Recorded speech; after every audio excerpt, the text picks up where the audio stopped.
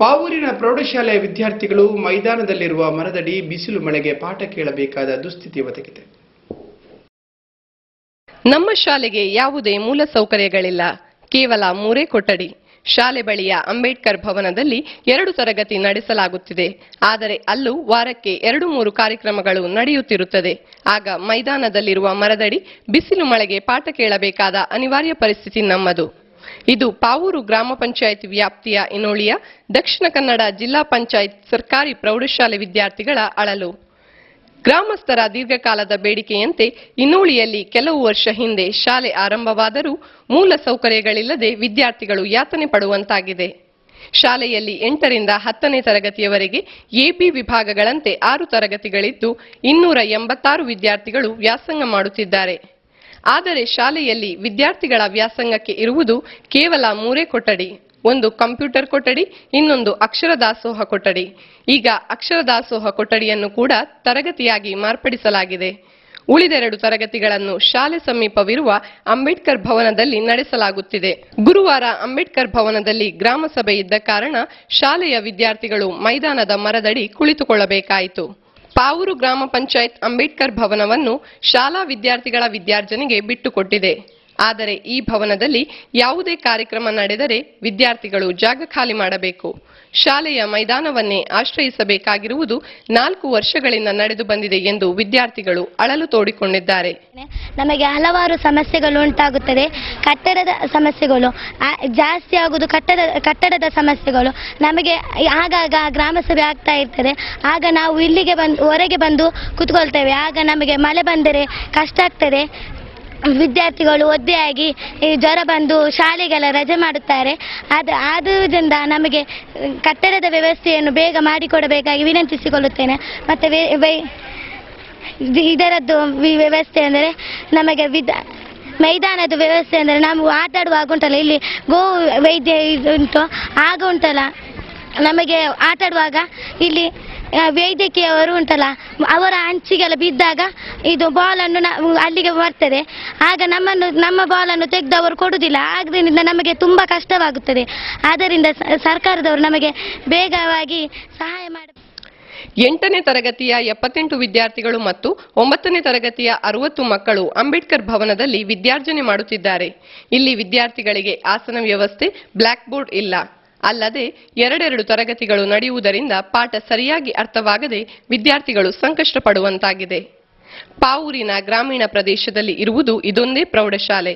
ಆದರೆ ಇಲ್ಲಿನ ಸೌಕರ್ಯಗಳ ಕೊರತೆಯಿಂದ ವಿದ್ಯಾರ್ಥಿಗಳು ಬೇರೆ ಶಾಲೆಯನ್ನೇ ಆಶ್ರಯಿಸಬೇಕಾದ ಪರಿಸ್ಥಿತಿ ಎದುರಾಗಿರುವುದು ದುರಂತ. ಇತ್ತೀಚಿನ ವರ್ಷಗಳಲ್ಲಿ ಹಲವು ಸರ್ಕಾರಿ ಶಾಲೆಗಳು ವಿದ್ಯಾರ್ಥಿಗಳ ಕೊರತೆಯಿಂದ ಬಾಗಿಲು ಮುಚ್ಚುವ ಹಂತಕ್ಕೆ ತಲುಪಿವೆ. ಆದರೆ ಇಲ್ಲಿ ತದ್ವಿರುದ್ಧ. ವಿದ್ಯಾರ್ಥಿಗಳು ಸಾಕಷ್ಟು ಸಂಖ್ಯೆಯಲ್ಲಿದ್ದರೂ ಸ್ವಂತ ಕೊಠಡಿ ಇಲ್ಲ. ಇದು ಉಂಟಲ್ವಾ ಗ್ರಾಮ ಪಂಚಾಯತ್ ಆ ಕಟ್ಟಡದಲ್ಲಿ ಇತ್ತು. ಇಲ್ಲಿಗೆ ಅಂಬೇಡ್ಕರ್ ಭವನಕ್ಕೆ ಬಂದಿದ್ದು ನಂತರ 2004-05 ಇಲ್ಲಿಗೆ ಬಂತು. ಬಹುಶಃ ನಾವು ಅಪಾಯಿಂಟ್ ಆಗಿ ಬಂದಿದ್ದು 2005-06ನೇ ವರ್ಷಕ್ಕೆ 4 ಜನ ಟೀಚರ್ಸ್ ಅಪಾಯಿಂಟ್ ಆಗಿ ಬಂದಿತ್ತು.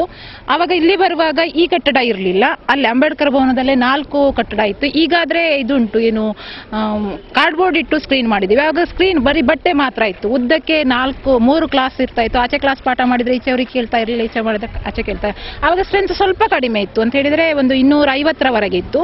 ನೆಕ್ಸ್ಟ್ ಸ್ಟ್ರೆಂತ್ ಜಾಸ್ತಿ ಆಗ್ತಾ ಬಂತು. ಯಾಕೆ ಹೇಳಿದ್ರೆ ಅಮ್ಮ ಈ ಹೈಸ್ಕೂಲಿಗೆ 4 ಪ್ರೈಮರಿಯವರು ಬರ್ತಾರೆ. ಮತ್ತೆ ಇಲ್ಲಿ 4 ಇರುವಂತಹ ಪ್ರೈಮರಿ ಗೌರ್ಮೆಂಟ್ ಆದ್ರಿಂದ, ನಮ್ಮ ಶಾಲೆ ಗೌರ್ಮೆಂಟ್ ಆದ್ರಿಂದ ಇಲ್ಲಿಗೆ 4 ಪ್ರೈಮರಿಯವರು ಬರೋದ್ರಿಂದ ಸ್ಟ್ರೆಂತ್ ಯಾವತ್ತೂ ಕಡಿಮೆ ಆಗೋದಿಲ್ಲ ಅಂತ ಹೇಳಿದ್ರೆ 300ರಿಂದ ಕಡಿಮೆ ಆಗಿದ್ದೇ ಇಲ್ಲ. ಈ ಸಲ ಮಾತ್ರ 286 ಇದ್ದಾರೆ. ಮತ್ತೆ ಕಷ್ಟ ಅಂದ್ರೆ ನೀವೇ ನೋಡಿದ ಹಾಗೆ ಅಂಬೇಡ್ಕರ್ ಭವನ ನಮ್ಮದಲ್ಲ, ನಮ್ಮ ಶಾಲೆದಲ್ವಾ, ಗೌರ್ಮೆಂಟ್ ಇದು ಅಲ್ಲ. ಅಲ್ಲಿ ಏನಾದ್ರೂ ಪ್ರೋಗ್ರಾಮ್ ಆದಾಗ ನಮ್ಮ ಮಕ್ಕಳು ಬೀದಿಗೆ ಬರಬೇಕು. ಇನ್ನು ಬೀದಿಗೆ ಬಂದಾಗ ನೀವು ನೋಡಿದ ಹಾಗೆ ಇದು ರಸ್ತೆ ರೋಡ್ ಸೈಡ್ ಅಲ್ಲಿ ಮಕ್ಕಳಿದ್ದಾರೆ. ನಾವು ಪಾಠ ಮಾಡೋದ್ರ ಜೊತೆಗೆ ಉಳಿದ ಮಕ್ಕಳನ್ನು ಸಹ ನೋಡಬೇಕು.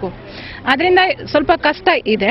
ಮತ್ತೆ ಈ ಬಿಲ್ಡಿಂಗ್ ಆಗಿ 2005-06 ಇದು ಓಪನಿಂಗ್ ಆಗಿದ್ದು.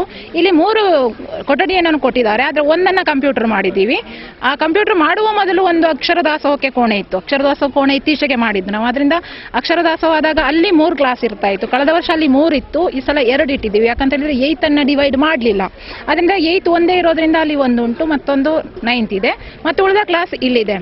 ಇನ್ನು ನಮ್ಮ ಮಕ್ಕಳ ಬಗ್ಗೆ ಹೇಳೋದಾದ್ರೆ ನಿಜಕ್ಕೂ ನಮ್ಮ ಈ ಮಕ್ಕಳು ಗ್ರೇಟ್. ಯಾಕಂತ ಹೇಳಿದ್ರೆ ಇಷ್ಟು ಕಷ್ಟದಲ್ಲಿಯೂ ಸಹ ಅವರು ಸಹನೆಯಿಂದ ಓದ್ತಾ ಇದ್ದಾರೆ. ನಾನು ಪಾಠ ಮಾಡುವಾಗ ನನ್ನ ಮಕ್ಕಳಿಗೆ ಹೇಳೋದು, ನಾನು 15 ವರ್ಷದ ಹಿಂದೆ ನಾನು ಹೈಸ್ಕೂಲಲ್ಲಿ ಓದ್ತಾ ಇದ್ದೆ, ನನಗೆ ಇದ್ದ ಸೌಕರ್ಯ ನಿಮಗಿಲ್ಲ, ನಿಮ್ಮ ನೋಡುವಾಗ ಬೇಜಾರಾಗ್ತದೆ ಅಂತ ಹೇಳಿ. ಇನ್ನು ನಮ್ಮ ಟೀಚರ್ಸ್ ಬಗ್ಗೆ ಹೇಳೋದಾದ್ರೆ ನಮ್ಮ ಇರುವಂತಹ 4 ಜನ ಲೇಡಿ ಟೀಚರ್ಸ್ ಇದ್ದಾರೆ. ಒಬ್ರು ಮೆಟರ್ನಿಟಿಯಲ್ಲಿ ಇದ್ದಾರೆ, ಉಳಿದವರು ನಾವು 3 ಜನ ಇದ್ದೀವಿ. ಇವತ್ತೊಬ್ರು ಜ್ವರ ಅಂತ ಹೇಳಿ ರಜಾ ಹಾಕಿದ್ದಾರೆ. ಇನ್ನು ಸರ್ಸ್ ಎಲ್ಲ ಇದ್ದಾರೆ. ಎಲ್ಲರೂ ಅಂತ ಹೇಳಿದ್ರೆ ಎಷ್ಟು ನಮಗೆ ರಿಯಲಿ ಎಷ್ಟು ಪೀರಿಯಡ್ ಮಾಡಬೇಕು ಅಂತಿದೆ ಅದನ್ನ ಮೀರಿ ನಾವು ಮಾಡ್ತೇವೆ. ಇಲ್ಲಿ 7 ಕ್ಲಾಸ್ ಇರೋದ್ರಿಂದ 8 ಪೀರಿಯಡ್ ಇದೆ. 8 ಪೀರಿಯಡ್ ಅನ್ನ ನಾವು ಮಾಡ್ತೀವಿ. ಬೇಜಾರಿಲ್ಲ, ನಮಗೆ ಕಷ್ಟ ಆಗ್ತದೆ ಅಂತ ಬೇಜಾರಿಲ್ಲ. ಬೇಜಾರಿರೋದು ಯಾವುದು ಹೇಳಿದ್ರೆ ನಮ್ಮ ಮಕ್ಕಳಿಗೆ ಕುತ್ಕೊಳ್ಳಿಕ್ಕೆ ಸರಿಯಾದ ಕಟ್ಟಡ ಇಲ್ಲ, ಕುತ್ಕೊಳ್ಳಿಕ್ಕೆ ಬೆಂಚ್ ಇಲ್ಲ, ಬೇಕಾದ ವ್ಯವಸ್ಥೆ ಇಲ್ಲ. ಒಂದೇ ಮಗುವನ್ನ 8ನೇ ಕ್ಲಾಸ್ ತಕೊಂಡ್ರೆ 78 ಮಕ್ಕಳನ್ನ ಇಟ್ಕೊಂಡು ನಾವು ಪಾಠ ಮಾಡ್ತೀವಿ. ನಾವು ಎಷ್ಟು ಜೋರಲ್ಲಿ ಮಾತನಾಡಿದ್ರು ಲಾಸ್ಟ್ ಇರೋವನಿಗೆ ಕೇಳೋದಿಲ್ಲ. ಅದು ನಷ್ಟವೇ, ಒಂದು ದಿನ ನಷ್ಟ ಆದ್ರೆ ನಷ್ಟವೇ ಅದು. ಅದೇ ಹಾಗಿಂದ ನಾನು ಮತ್ತೆ ಯಾವಾಗ ನಮ್ಮ ಶಾಲೆಗೆ ಹೀಗೆ ಬೇರೆಯವ್ರ ಮಾಧ್ಯಮದವ್ರು ಬರ್ಬೋದು ಅಥವಾ ಬೇರೆಯವರೆಲ್ಲ ಬರ್ಬೋದು, ಆದ್ರೆ ಪರಿಸ್ಥಿತಿ ಮಾತ್ರ ಬದಲೇ ಆಗ್ಲಿಲ್ಲ. ನನಗೆ ತುಂಬಾ ಬೇಜಾರಾಗೋದು. ಜೊತೆಗೆ ನಾನು ಒಂದು ಸೋಷಿಯಲ್ ಟೀಚರ್. ನಾನು ಹೇಳೋದು ಮಕ್ಕಳಿಗೆ ನಮ್ಮ ಸಂವಿಧಾನದಲ್ಲಿ ಹೀಗೆ ಉಂಟು, ಮಕ್ಕಳ ಬಡವರಿಗೆ ಇಂಥದ್ದು ಸೌಲಭ್ಯ ಉಂಟು. ನಮ್ಮ ಮಕ್ಕಳು ಕೇಳುವಾಗ ಕೇಳ್ತಾರೆ, ಟೀಚರ್ ನಮಗೆ ಸಿಗ್ತಾ ಇಲ್ಲ. ನಿಜಕ್ಕೂ ಇದು ಸುಳ್ಳಲ್ಲ. ಆದ್ರೆ ಒಂದು ಗೌರ್ಮೆಂಟ್ ಶಾಲೆಯಾಗಿ ಗೌರ್ಮೆಂಟ್ ಅಷ್ಟೆಲ್ಲ ಅನುದಾನವನ್ನ ಬಿಡುಗಡೆ ಮಾಡ್ತಿದೆ ಅಂತ ನಾ ಮಕ್ಕಳೆದ್ರೆ ಹೇಳ್ಬಿಟ್ರೆ, ಆ ಮಕ್ಕಳು ಹೇಳ್ತಾ ಇದ್ದಾರೆ ನಮಗೆ ಕೂತ್ಕೊಳ್ಳಿಕ್ಕೆ ಸ್ಕೂಲ್ ಇಲ್ಲ ಟೀಚರ್, ಜೊತೆಗೆ ಕೂತ್ಕೊಳ್ಳಿಕ್ಕೆ ಸರಿಯಾಗಿ ಬೆಂಚ್ ಇಲ್ಲ, ಎಲ್ಲಿ ಅನುದಾನ ಹೋಗ್ತಾ ಇದೆ.